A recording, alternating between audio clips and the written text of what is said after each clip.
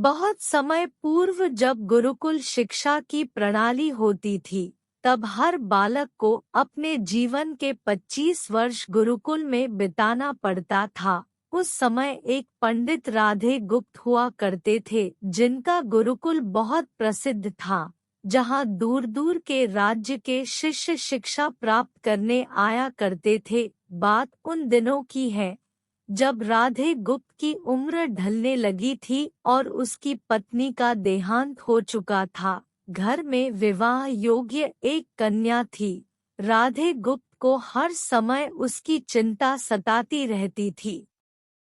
वह उसका विवाह एक योग्य व्यक्ति से करना चाहते थे, जिसके पास संपत्ति भले ना हो पर वह कर्मठ हो, जो किन्हीं भी परिस्थिति में उसकी बेटी को खुश रखे और उचित समय पर उचित निर्णय ले सके। एक दिन उनके मस्तिष्क में एक ख्याल आया और उन्होंने इस परेशानी का हल सोचा कि क्यों ना वो अपने खुद के शिष्यों में से ही योग्य वर की तलाश करे।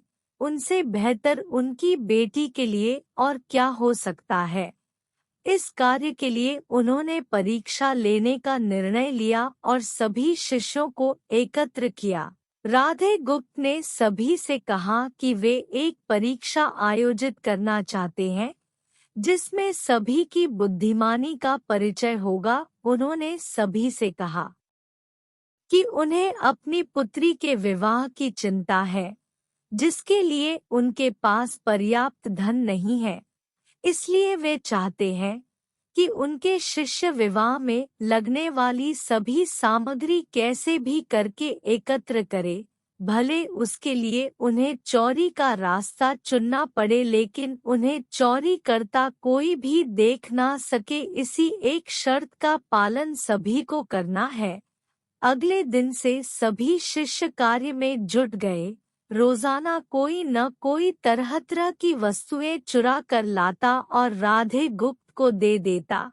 राधे गुप्त उन्हें एक विशेष स्थान पर रख देते, क्योंकि परीक्षा के बाद यह सभी वस्तुएं उनके मालिक को वापस करना जरूरी था, क्योंकि वे अपने शिष्यों को सही ज्ञान देना चाहते थे। सभी शिष्य अपने अपने दिमाग से कार्य कर रहे थे, लेकिन इनमें से एक चुपचाप गुरुकुल में बैठा हुआ था, जिसका नाम रामास्वामी था।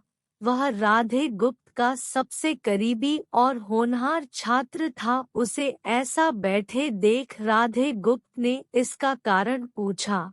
तब रामास्वामी ने बताया कि आपने परीक्षा की शर्त के रूप में कहा था कि चोरी करते वक्त इसे कोई ना देख सके। इस प्रकार अगर हम अकेले में भी चोरी करते हैं, तब भी हमारी अंतरात्मा उसे देख रही है। हम खुद से उसे नहीं छिपा सकते। इसका अर्थ यही है कि चोरी करना व्यर्थ है। उसकी यह बात सुन के राधे गुप्त के चेहरे पर खुशी छा जाती है। वे उसी वक्त सभी को एकत्र करते हैं और पूछते हैं कि आप सब ने जो चोरी की, क्या उसे किसी ने देखा? सभी कहते हैं नहीं। तब राधे गुप्त कहते हैं कि क्या आप अपने अंतर्मन से भी इस चोरी को छिपा सके? सभी को बात समझ आ जाती है और सबका सिर नीचे झुक जाता है, सिवाय रामास्वामी के। राधे गुप्त रामास्वामी को बुद्धिमानी की परीक्षा में अव्वल पाते हैं और सभी के सामने कहते हैं कि यह परीक्षा मेरी पुत्री के लिए उचित वर तलाशने के लिए रखी गई थी। इस प्रकार मैं रामास्वामी का विवाह अपनी पुत्री के साथ तय करता हूँ। सभी खुशी से झूम उठते हैं, साथ ही चुराई हुई हर एक वस्तु को उसके मालिक को सौंप विनम्रता से सभी से क्षमा मांगते हैं। तो हमें इस कहानी से शिक्षा मिलती है कि हमें कोई भी ऐसा काम नहीं करना चाहिए जिससे हमें अपनी ही नजरों में गिरना पड़े और हम खुद से नजरें ना मिला पाएं।